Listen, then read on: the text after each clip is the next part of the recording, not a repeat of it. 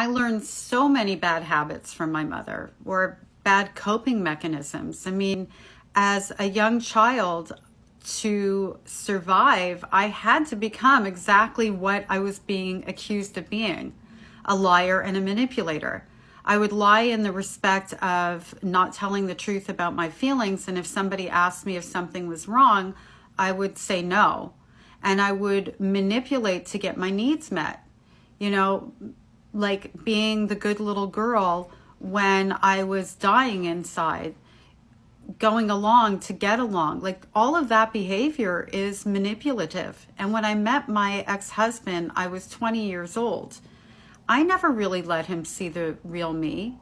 Like, anything he wanted, anything he asked me, I always agreed to. He had no idea how small I felt on the inside and how terrified I was that if I told him how I really felt about something, that he wouldn't love me anymore.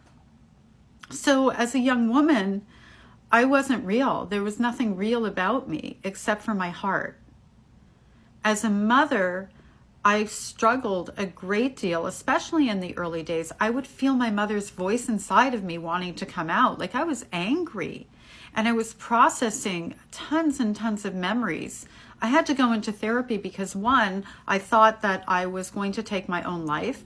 And two, I was so angry all the time. I was afraid of how it was impacting my children. And I really had to learn how to, like, leave the room, which isn't a good way to parent. Sometimes I would leave the room like slamming cabinets and being really pissed off. Also not a good way to parent.